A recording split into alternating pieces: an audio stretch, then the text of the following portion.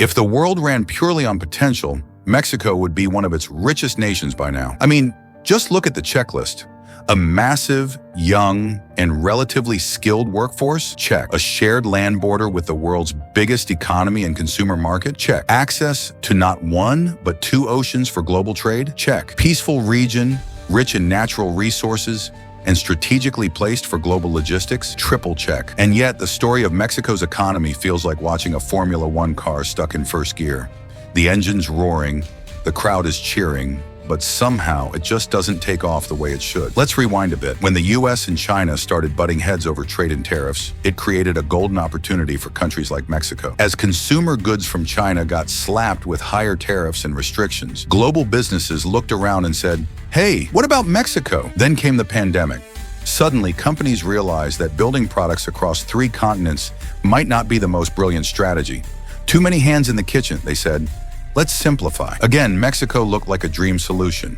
Close, cheap, politically stable, relatively, and already wired into the US economy. This should have been Mexico's economic jackpot. And to be fair, manufacturing in Mexico has grown. But the wealth, the stability, the big leap forward, it never really arrived. So the question is, why not? Why hasn't Mexico, with all its natural and economic advantages, become the industrial power many thought it would be? Are there hidden costs to being so close to the United States? And more importantly, can it still rise?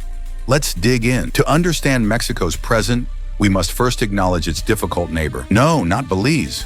We're talking about the USA, the world's most powerful economy, its biggest customer, and for Mexico, both a blessing and a bit of a backseat driver. Mexico's export machine is wired into the United States so tightly that if Washington sneezes, Mexico catches the flu. Over 80% of its exports go directly north, which sounds great until you realize how little leverage that gives Mexico in return. But let's not skip ahead. For all its challenges, China remains the world's undisputed king of manufacturing. Even with lockdowns, rising wages, and global trade drama, China still produced nearly $5 trillion worth of manufactured goods in 2021. That's almost double what the US makes, and over 20 times Mexico's output. So while Mexico might look like the next China on paper, it's still running laps behind the current one. You can't win a race if your opponent finished before you started stretching. Still, Mexico has some very real advantages, like geography.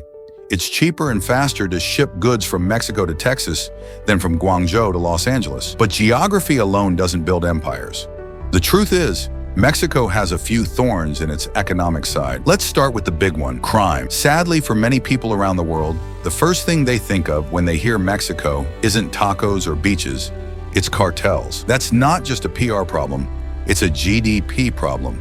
Crime scares off investors, slows down business, and drives skilled workers away. Then there's inequality. Mexico's economy is like a taco, where all the fillings are crammed into the top 1%. The rest are left holding an empty shell. Wealth is thinly spread, particularly outside big cities like Mexico City or Monterrey, and millions remain underbanked, meaning no access to credit, savings, or modern finance. That's like trying to build a skyscraper with no foundation.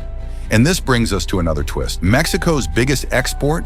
It's people. Over 13 million Mexican citizens live abroad, mostly in the US. Yes, remittances help, but exporting talent is like heating your house by burning the furniture. It works for a while, but it's not sustainable. So is Mexico just doomed to be the economy that almost was? Not necessarily. Foreign direct investment is flowing in. Tesla, GM, Ford, they're all building factories.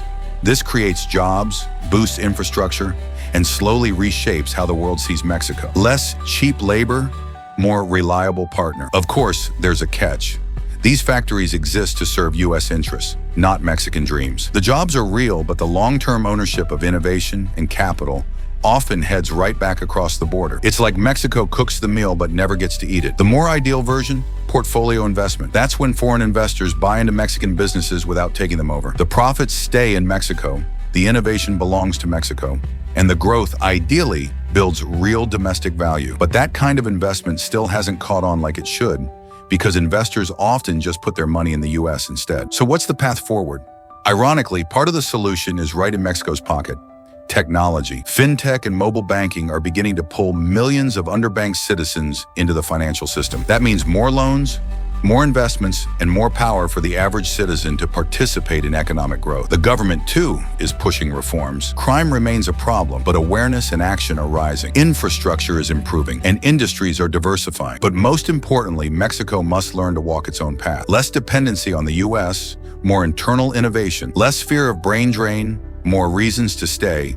It doesn't have to become the next China. It just has to become the best version of itself. So where does that leave us? Well, Mexico's economy is the 15th largest in the world. Not bad at all. Its GDP per capita, however, is close to $14,000, a little above the global average. Stability?